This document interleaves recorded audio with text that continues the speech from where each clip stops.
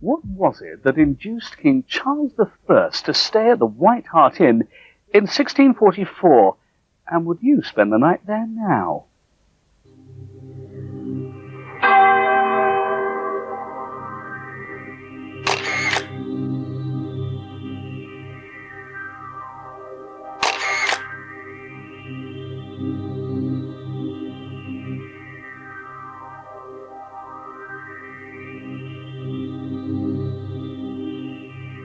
The White Hart Royal Inn has had its fair share of distinguished guests in the past who've enjoyed their stay so much that they don't want to leave, even though they're dead.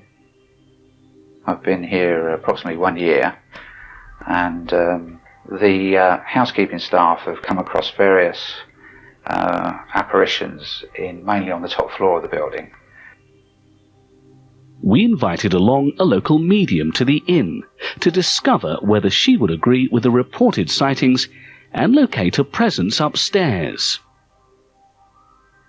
Well, when I first walked in, I thought I was going to find a reaction, but nothing. But when I went up on to another level, I did feel there was a presence in a long corridor. Now, since we've been here, the housekeeping staff have come across various apparitions mainly on the top floor of the building, where they've come across somebody who they nicknamed George. He's an old gentleman who sits at the end of the corridor and smokes a pipe. Between 9:30 and 10:30 in the morning, they have this aroma of tobacco, and whenever they see him, he's just quietly sitting there puffing on his pipe. Then after 10 minutes, 15 minutes or so, he disappears, as they believe, through the wall. I could then, as I went towards one end of the corridor, that there was a gentleman there. He's an elderly gentleman. I can only describe his clothing as being, I felt very much as though it was too big for him, because he had breeches on that seemed too big. He had a coat on that seemed too big, but he certainly had difficulty in speaking. I would feel that when he was on the earth, he had some impediment of some kind. My wife, when we first came here, she heard about these stories, and for some reason or other she decided she'd move the chair. And since that time, there have been many instances where the housekeeping staff come back in the morning and they find that all the linen has been turned out of the cupboards, and there's been general disruption in the building. Things go missing or moved about. So we put the chair back, and it seems to have quietened down.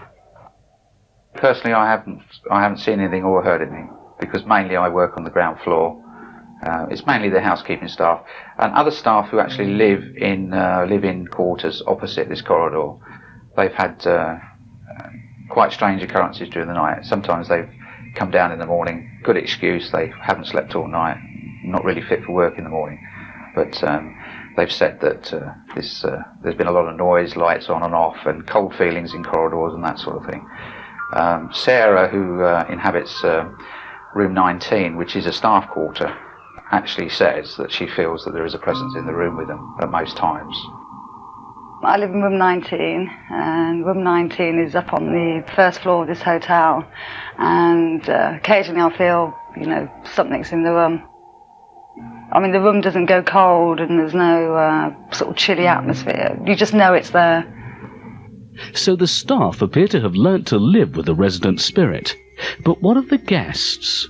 I'm staying at the White Hart Royal Inn, and last night, I don't know what time it was, I heard a loud noise. It was like a whooshing or a wind noise, and it went around the room, around and around, and it woke me up.